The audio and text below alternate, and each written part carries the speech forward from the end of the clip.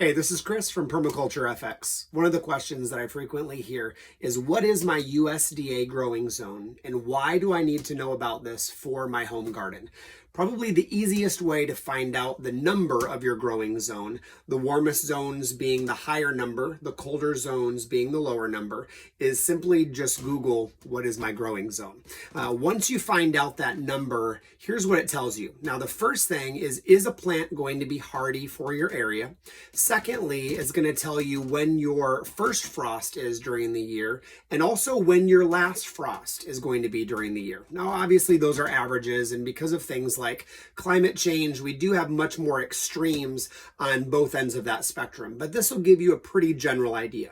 Now, when you go to a greenhouse or a nursery, on the back of the plant tag, it's usually going to say grows in USDA zone 3 through 9. So if you're zone 6, for example, Kansas City, you want to find things that are going to be good from about zone 4 through about zone 6B. You want to give yourself a little bit of a cushion in there because you could have a really extreme hot summer or an extremely cold winter. So giving yourself that number cushion on the end is really going to help. Now for me, I've had the privilege of being able to grow in pretty extreme growing zones. So I lived in Michigan for the first 20 some years of my life. Obviously, growing up there from zones 3 to 5, we get really cold winters. In Kansas City, where I lived for 15 years, now that was a really different story because we had very, very hot summers, very, very cold winters. That's around zone 6. And right now, learning to grow in Florida, zone 9 and 10, it's a whole different ballgame. So I've been able to experiment quite a bit with what works in each of those growing zones. Now, one of the things that I've learned, especially doing permaculture consultations, working at nurseries, serving at greenhouses and local arboretums, is that because of the commercialized culture, plant companies are really trying to push us to press our growing zones. Oh, you can try this in your growing zone. 9 times out of 10, it's a lie.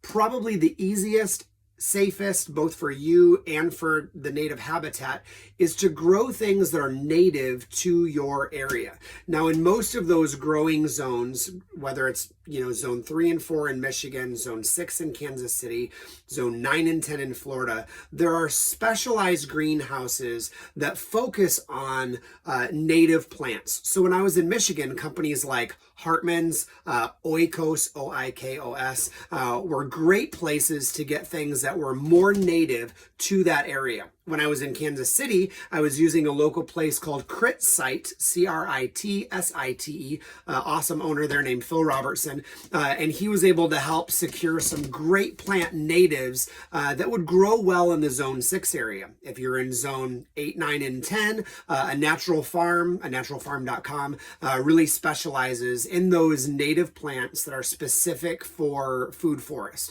Now, why the natives? Now, one, those are going to be the most hardy in your area and in your growing zone. They're going to be the tried and true.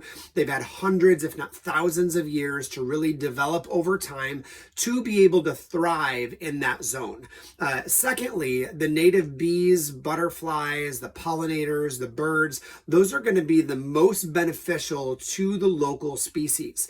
A lot of times what happens, we go into the greenhouse and we find a genetically modified plant or a hybridized plant that the stomata is actually sterile, meaning it doesn't have any benefit to bees and butterflies at all. There's no pollen, there's no nectar inside of those. Things like impatiens, petunias, they really have no benefit to the bees and the butterflies because they've been so hybridized over time. So instead, by choosing perennial, meaning it's going to come back year after year, perennial natives, you're doing something better for yourself and your pocketbook because you buy it one time, you put it in, it comes back every year, but it's also benefiting the birds and the butterflies and the local pollinators that really need those as their food sources. So when you look for your USDA growing zone, again, you can just simply Google it, check out what is my last frost date. What's my first frost date? And then when you're looking at a greenhouse for plants, give yourself a little cushion room on either side, especially in the colder end of that spectrum. You want to give yourself that extra cushion in case you have a really crazy hard winter. So USDA growing zones, type them in, look them up. It'll save you a lot of time, a lot of money, and you'll get a lot more pollination, a lot more species coming into your garden for the long